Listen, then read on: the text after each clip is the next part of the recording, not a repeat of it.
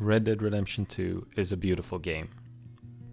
Considering this is just a random clip taken from my playthrough, it speaks a lot about how much focus was put on nailing the presentation when it manages to match up so closely with one of my most memorable title screens. It was released back in October of 2018 and was instantly showered with praise. The reception the game received was something that we hadn't seen in a long time, as publication after publication would hand out perfect scores and praising the game for its visual, story, and world building. And it's hard to argue that. From how good the game looks to how naturally they make certain tasks appear when you're just riding towards your next destination shows how the game oozes of polish. It gives the impression that the developers knew exactly what they wanted the game to be and did what needed to be done to get their vision across. But even with all of this praise that the game received and the many things that it does right, it was not enough for me to be able to say that I liked it. When I first started playing the game, I found myself bored. Bored by what I thought was a slow introduction, but what I would later find out is the core of Red Dead Redemption. You see, I was never that big of a fan of Rockstar's games. I can remember having some fun with San Andreas, but it wasn't enough for me to pick up the next game they released.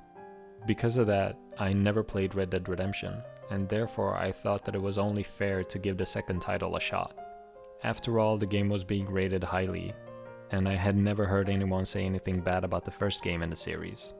So I went in with high expectations, and having not played anything recent from Rockstar, I didn't really have a frame of reference outside of San Andreas. And after my second session with the game, I started to wonder what I had gotten myself into. The game was not at all what I was expecting, and a lot of the stuff that I value in games were seemingly ignored by the developers. My main issue was the pacing of the game. It seemed to crawl and enjoy making me wait for things to happen. My worst experience early on was realizing after an embarrassing amount of time that Arthur walking slower in camps was an intended mechanic rather than a bug. I had decided that I didn't like the game, and I ended up having a lot of conversations with people that would have similar feelings to me, which led me to the decision of putting the game down and accepting that it was just one of those games that I wouldn't finish.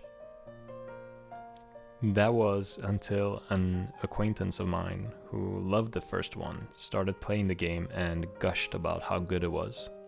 I was intrigued and started to dig deeper into what would make this person like the game so much. That's when I heard, it's like the perfect cowboy role-playing game.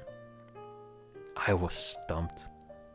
Not because I thought the person was crazy, but rather that it was such a different way of thinking about it than I had ever done. It made me question whether it was the game or me that was wrong, and there was only one way to find out. I took this new way of thinking and booted up the game again for the first time in a long time. I told myself that I would try to enjoy the game as much as possible, and rather than focusing on the things that weren't there, I would try to see this perfect role-playing game. To my surprise, I ended up having some good times with the game. I started enjoying the slow horseback rides together with the rest of the crew. By the end of the game, I was heavily invested in the story and couldn't wait to find out what was going to happen next. I started to understand what people who were giving it praise were talking about, but it still wasn't what I was looking for. It made me realize that I am a slave to my subjective opinion. Before picking up the game for a second time, I was very happy to say that Red Dead was an overrated game that I considered bad. But after having given it a proper chance with an attitude that wasn't something that came naturally to me, my opinion shifted a bit. It made me start to think about games being put on a spectrum. After all, how can a game that does so many things right still be something that I don't like?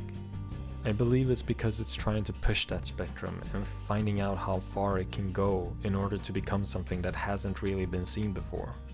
To make it easy for myself, I started to think about it as games being on one spectrum, where on the left we would have games that are focusing on immersion and storytelling, and to the right we would have games that focus on the gameplay and mechanical skill.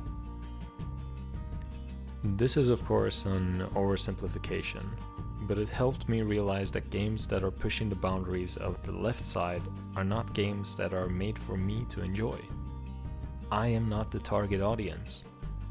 which on one end, I'm offended that developers don't cater to me specifically. But on the other end, I think about games that I love and how they are pushing the spectrum in the opposite direction. For example, Arthur walking slowly in camps is something that I find annoying. I only see the fact that I'm not allowed to move around at my own pace and jump around the NPCs as a limitation.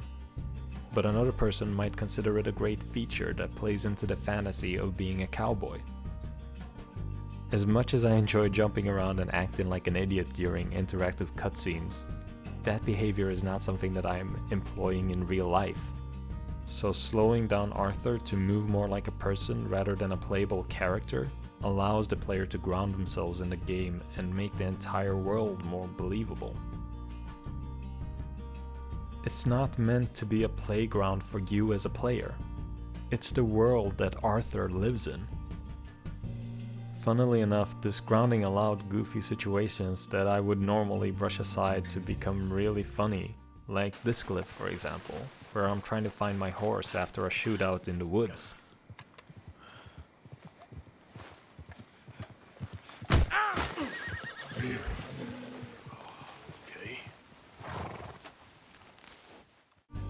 I fully believe that the main focus of this game was put on the story. And to make that story feel as real as possible, the developers decided to help the player play as believable as they could, in order to further what they were trying to achieve. And this is what makes me believe that with every step that they took to alienate me from this game, they were taking a step to make something that people who are not like me will look back on in a couple of years and consider something special. My conclusion was simply put that I wasn't wrong, but neither was the game. We were simply looking for different things that were clashing with each other. Which is why even though I don't like the game, I could see myself recommending it to people who are getting into games. Not because I think they will like it, but because it will help me find out on which end of the spectrum that person is drawn towards. I am happy to have played this game, as it tries something different and pushes the medium to new levels.